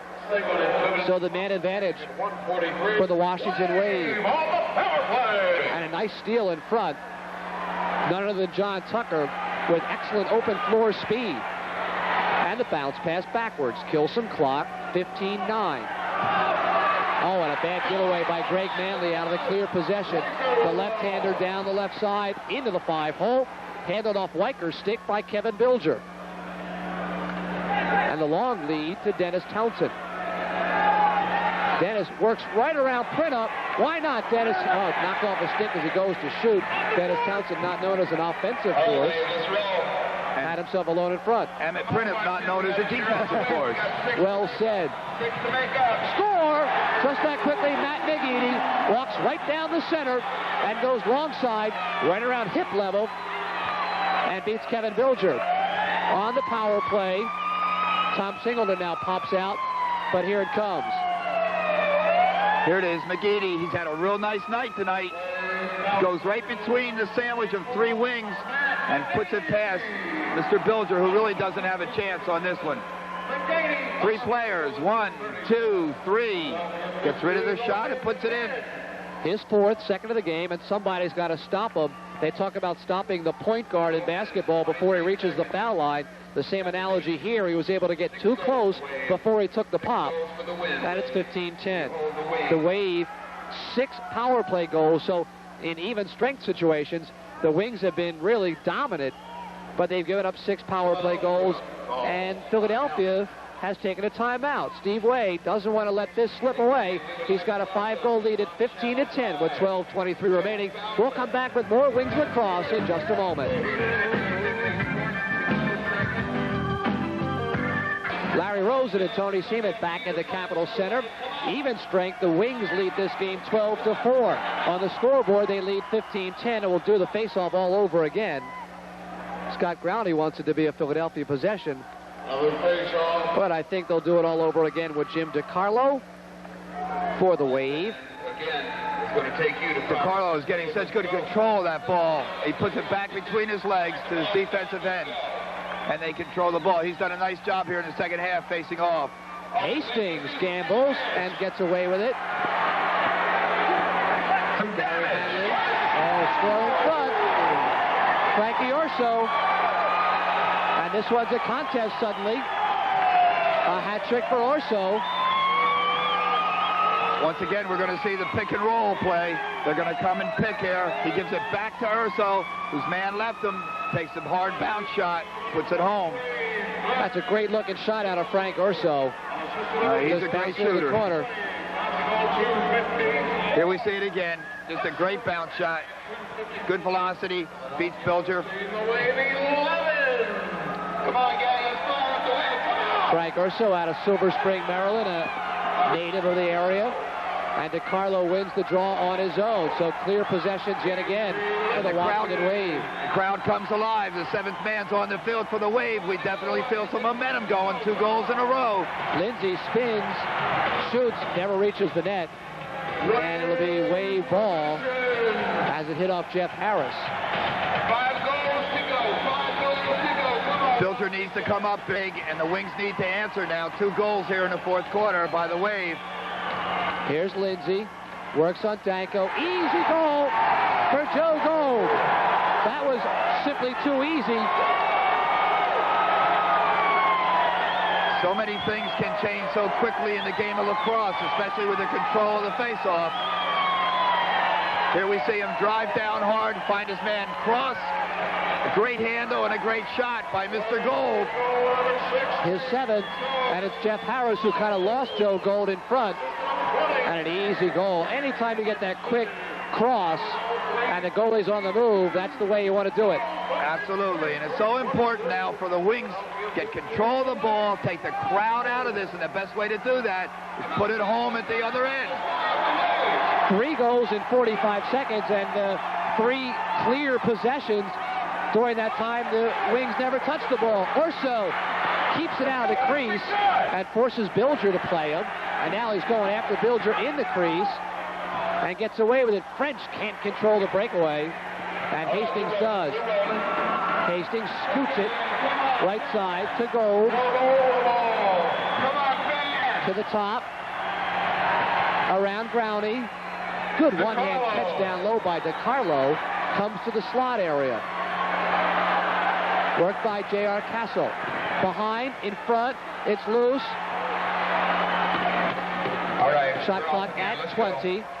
Game clock at 10:55. And the Wings suddenly looking tired, just holding on. They've led pretty much start to finish. Neil Bartholomew. Good move left, stops, looks in front, pass too high, and run down by Mark Huffman. He loses. And a score! Oh, goodness! A one-handed recovery by Mark Huffman. And before Bilger could react, the goal is scored. His first, John Tucker wants a crease violation, but he won't get it. Very sloppy pass, very sloppy pass over here. The Wings get control, try to get the ball into the goal, but he's checked. Bilger doesn't react well, gets out, and there's absolutely no violation. He takes the shot from outside the crease. With the one hand, with that right hand, great catch and reaction, still outside the crease. Look at that, great control of the stick by Mark Huffman. Some great strength in the wrist, you know that, when you're able to handle that ball, take the punishing blow, and still put it home. And we have a 2-goal game, and God, how momentum changes so quickly. And that is now 4 goals in 149 for the Wave. Philadelphia must answer. Now Holtzkamp again wins the draw, but loosely picked up by John Tucker. He spins away from Holtzkamp and sets the top for Manley. Townsend now really working over Don Sadler as the crowd gets in the game with a little prompting from a very active public address announcer here at the Capitol Center. Shot clock reaches 20. Townsend clears out a man, tries to open some floor. There's Vogel waiting for the pass, never comes. Shot and a score by Henry Chicharone, unless it was tipped in front. And the house gets quiet all of a sudden. Henry Chicharone, we just mentioned, has got to work on his shooting. Here he takes a good overhand shot, puts it home between the legs of Tim Hastings. He drives, poor defense, he gets the step. He'll force himself in, gets a good momentum coming, and it's between the legs of Mr. Hastings.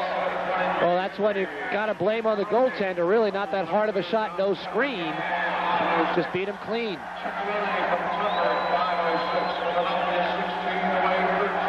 And the Wings win a face-off in the person of John Conley. Tucker gets the assist on that one, by the way. Now has 5 assists, 8 goals, 8 points, rather, on the evening with 9:40 and counting, 16-13 Philadelphia. The face-off is so important. They get the goal, they get the ball back. And they can answer this run by the Wave now, right here by the Wings.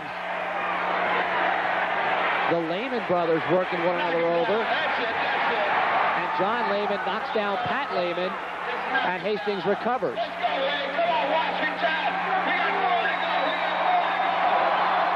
And here they come on the fly. Matt McGeady works right, gets a screen, has a shot, doesn't get it off. Comes back out to the top, and recovered by John Lehman. All right, we start over again. Let's go, Washington. Come on. We got 4 to go. Let's go. Lehman gets a screen. Now the roll. In front, cannot be handled, and Bilger calmly picks it up. Oh, and a bad outlet, though. Yeah, that was. He wanted to rush that and get something going down the other end, and it was a poor choice. And the scrum along the near board. Recovered by Mark Gold. Whips it with the right hand. Can do nothing more than put it at the top to Lehman. The shot is well wide. Deep rebound. Dave Huntley's got his man lined up. And a diving tackle. And a penalty will be called against Philadelphia. Not only from behind, but also below the knees. Huntley misses. Lehman gets by, and here you see the hit from behind and down on the knees. I believe that's Pat Lehman on brother John Lehman, so returns the favor. Man advantage coming up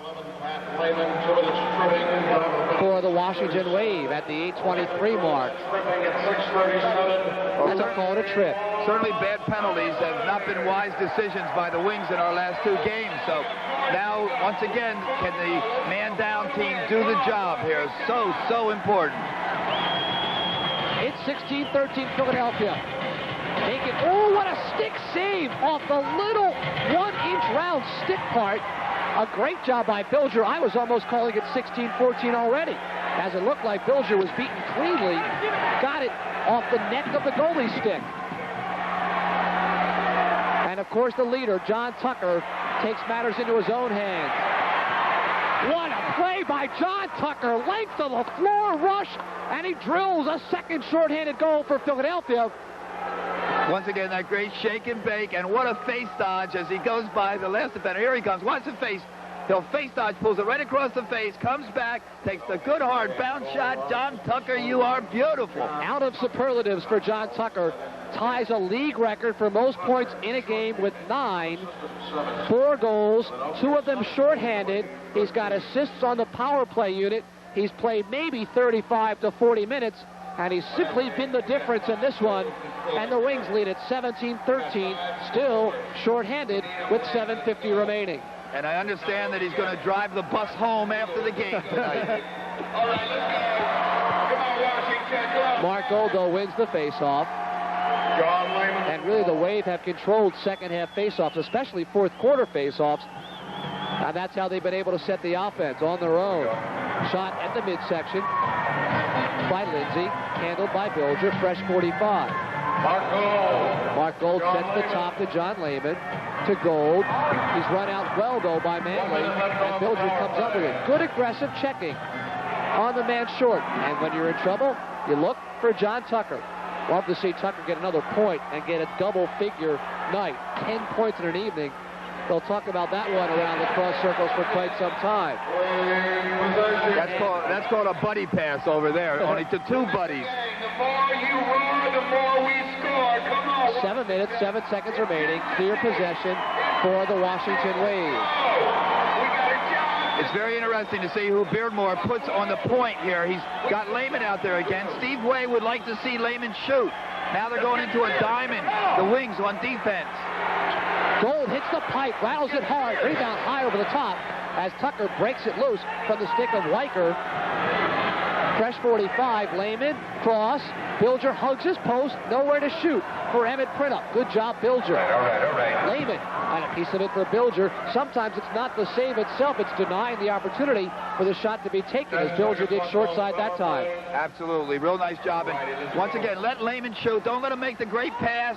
Make him shoot from the outside. Don't let him get inside. Now they're putting a new point man. Goal. And his shot is 5 feet over the top, off the plexiglass behind, and with 6:15 remaining, the Wings clinging to a precarious 17-13 advantage.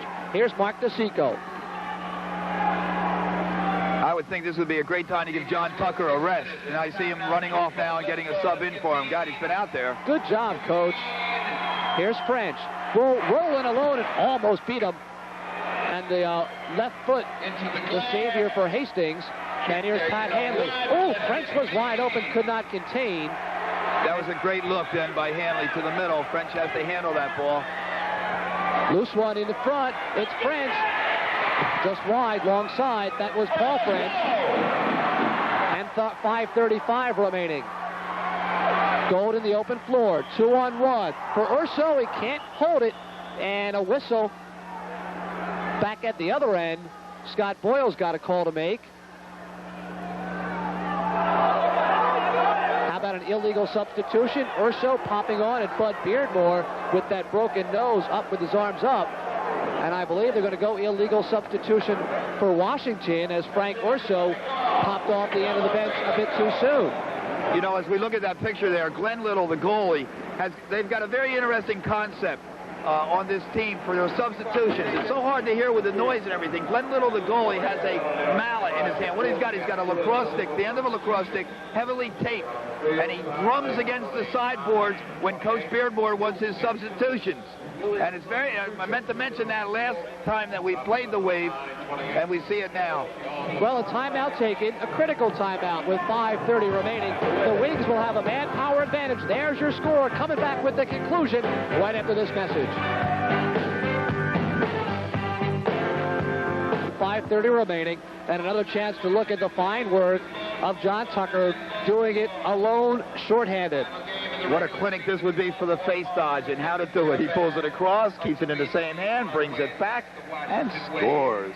All right, Wave. And John Tucker will sleep well tonight. God, has he played just unbelievably great. And Kevin Bilger has done a great job at the other end. Now with the manpower advantage for Philadelphia and the 4-goal lead, will they look to run 40 seconds each possession or go right after the best shot? Looks like a North Carolina four corners. Yeah, it sure does. It certainly would be smart to milk it for a while. Huntley, though, winds up. High percentage shots blocked. Here we go, 3-on-1.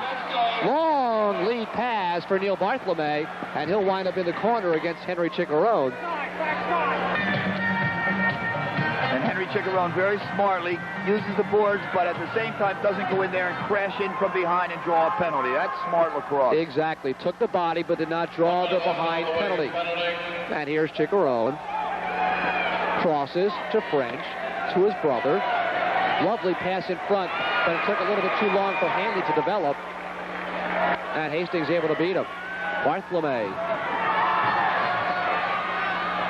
You know, there's a couple burners on the Wave team that can really run and really fly, and then the rest of the team, I think, is relatively slow, and that hurts them. Orso shot wide, long side, high rebound taken by Philadelphia. 30 seconds left on the Wave. Paul French. And one last opportunity on the manpower advantage. I guess the Golds would count as the burners. Absolutely. And Dave Huntley helps out his man, Paul French, to Henry Chicharone. And the question is, will Buddy Beardmore pull his goalie, and when will he pull him to get that extra man advantage on offense? They're 4 goals down, and we'll certainly see what happens here as we come down now into the final 3.5 minutes. Intercepted easily by Urso, and out of the box comes Holtzkamp, who served that bench minor, has a trailer in front, scores. Joe Gold, and out of the penalty box just that quickly comes Holtzkamp, sets up Gold. It's 17-14 with 3:24 remaining. That's his second tonight. There's Urso, sees the man long, beats Chicharone, back to the middle, and Gold comes down, fakes high, gets Bilger moving, stepping, doing a little dance, and then puts it home. 3 goals, face-off, 3.5 minutes in lacrosse. You can score 10 goals in 3.5 minutes. 3 minutes, 24 seconds. And Bilger, nothing he could do right there. Joe Gold, second tonight, 8th of the season.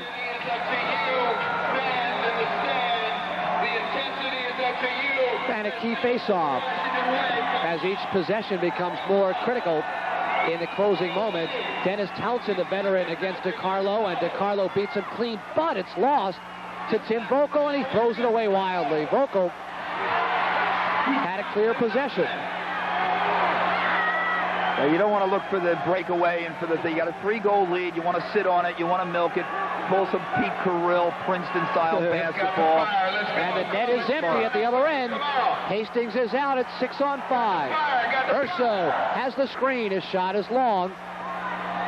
And the deep rebound comes all the way back into the defensive zone. How about if a rebound goes all the way down and goes in the goal? That Who do would you be give it to, interesting, huh? Lehman, Urso, side-arming into the corner. And Lindsay just goes wide of the long side, in front again, and DiCarlo shot wide short side. Urso breaks it loose to DiCarlo. Crosses, shot in the midsection, belly button save, GP Lindsay. Intercepted, and Growney could have gone length of the floor in the empty net, but Tucker elected to go down floor right now. It's Lehman, over the shoulder shot, low percentage, unnecessary, 2:12 remaining. Only 2 wings actually crossed midcourt. Voko breaks it loose from Orso. That should be wing ball. Let's see how they call it. It was a nice check by Voko, and it was in the Wave stick, so it goes out of bounds, and they get it back. And we're inside of 2 minutes. Alone in front of the score! That one could be the put away by Pat Lehman as he broke around the right wing and quickly beat Hastings before he could react. Great look, too, from Manley. Yeah, you said it all there. That's just a great play. And, boy, does this place become silent as everyone goes home. There was a great pass across. Finds over the shoulder. You notice he gets Hastings down on his knees, moving down. No way you're going to make that save. And it's possible to do that by looking down, letting that go, because a lot of goalies like to read eyes and think they can learn stuff from where people are going to shoot the ball according to what their eyes do. So that's a real good move. They get him down and put it up over the shoulder. Lehman from Manley, the official call. A timeout taken on the floor by Washington. They have 1 remaining, and it's 18-14. Of course, the Wings had 19 goals and were outscored 20-19, and that's the highest scoring game in the history of the league. I seem to remember on I-95, somewhere around Skaggsville, Maryland, a guy by the name of Tony Seaman saying, "I predict a 1914 Wings victory." God, are you making me look great? I predicted a Wings victory. I'm not sure I had the score anywhere near right. I really thought if Brad Kotz played for the Wave tonight, it would be a real tough ball game for the Wings. And without him in there, I really felt that Philadelphia would come to play. There was just too much to play for tonight. Thank God we've been right, and they have played very well. I've been very, very impressed by the Wings' ability to shut down the spurts by the Waves. We all know that in 60 minutes of a team game, you're going to have spurts, and you got to quiet down that momentum, and they've been able to do that 3 different times tonight, and that's very, very impressive. Of course, everybody but me along our crew predicted it as well, and now they're going to save a message for the playoffs, I guess, for Washington as the physical play begins. Greg Manley had 2 goals and 2 assists through the first several games, has 3 goals, 2 assists tonight, and with all the injuries to Krimenacher and everyone else, his role has grown. 125, and the net is empty. 6-on-5. Shot over the top. A Whistler by Holtzkamp. Trying to pick a corner. Philadelphia possession. And a possession, Philadelphia. Clock stops at 1:20. I believe the faraway ref said that Bilger got a piece of it. A piece of that, therefore it should be a face-off. That's interesting. I don't think Bilger ever saw the ball to get a piece of it. I think the only thing they got a piece of was the glass behind, and about 17 fans ducked. But we will have a face-off.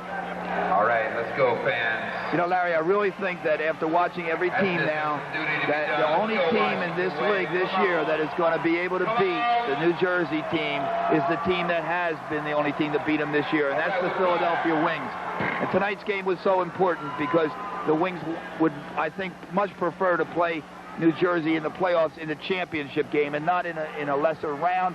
And if they do play them in the championship game, it's going to be at the Spectrum. Well, Manley just got drilled around the head by, I believe, Kevin Forrester, number 32, as he had an empty net to shoot at, and Forrester just took his head off, and this is the way it looked, and thankfully no injuries here. You know, Manley's a tough little character. Yeah, that's certainly up in the neck. There's no doubt about that. And then Forrester looks like, what did I do? And he's a tough little boy. There's no doubt about it. Think about next time. And Philadelphia. And there's the little slap in the face guy. 2 minutes, cross-checking. And we've reached the final. An old commercial used to say, thanks, I needed that. I don't think Greg needed that after the work he's put in tonight. And we've reached the last minute of play. This one should be in the Wings victory column. Spread it out, force, make them come play you. Smart, nicely done. 35 seconds on the game clock, 22 on the shot clock. And the Wings will end the regular season at 3-3. The only team to beat New Jersey. Looking for one more here in the final 20 seconds.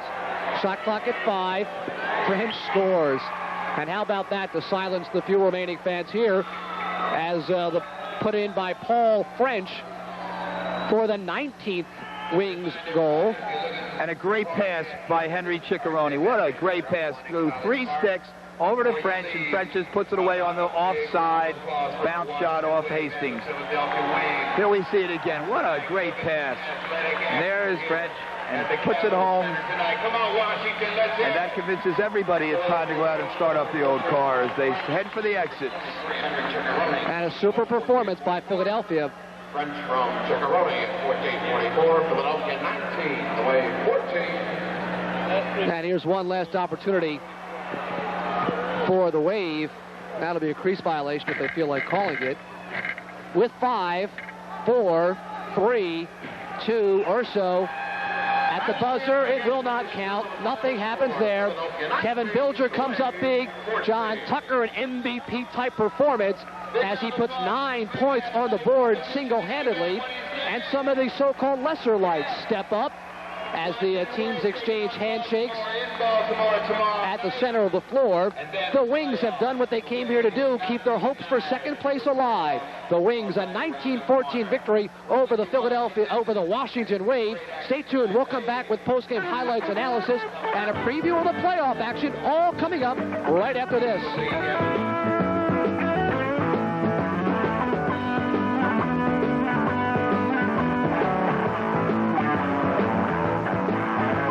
Will be a fine bus ride back up to Philadelphia following this victory here at the Capitol Center. The first ever road victory for the Philadelphia Wings. They do it by 5 over the Washington Wave. They do it without John Grant. They do it on the road, and they even their inaugural season at 3-3. Larry Rosen back with you with Tony Seaman. Kevin Bilger, the goaltender, the Iron Man in the nets for Philadelphia. Early on, he really made the difference for Philadelphia. Yes, very acrobatic, good saves. He's the man who can't make a mistake because the ball goes in and it's a goal against you. He was tough when he had to be tough tonight and did a brilliant job. Now, John Tucker, the captain, the All-American out of Johns Hopkins, has played better and better with each passing game. In this contest, 9 points, ties the league record of John Lehman. He did it at both ends. He did it shorthanded on the power play, did everything necessary to make sure Philadelphia left here a winner, Tony. Absolutely. We've talked about John Tucker all year long. We said how much we like him. We're certainly his biggest fans. Tonight he showed everybody why. Here he is on a replay. You see him go in. Great shot. Hits the bounce off the hip side. John Tucker does it all. And that, again, a shorthanded goal for John Tucker with 9 points. John Tucker on his way to, at least in our opinion, an MVP type of an award for the Philadelphia Wings. Now the playoff possibilities. Well, the Wings will not get the New Jersey Saints in the first round, but they don't know who they will get, and they don't know as yet if the game will be in Philadelphia or on the road. Either the Wave or the Thunder. Coach Seaman, who would you prefer to play? I think the Wave. There's no doubt about that. The Thunder last week proved to be a very formidable foe for the Wings. The Wave we've beaten twice, and I think we can handle them again. All right, we'll keep you up to date on that throughout the course of the weeks on Prism. Stay tuned. We'll let you know exactly what's going to happen in our area in terms of who the Wings play in the first round of the playoffs, but it should be the weekend of March the 7th or March the 8th. I'm Larry Rosen for Tony Seaman and our crack production crew here at the Capitol Center. Thanks for being with us. Our final score once again.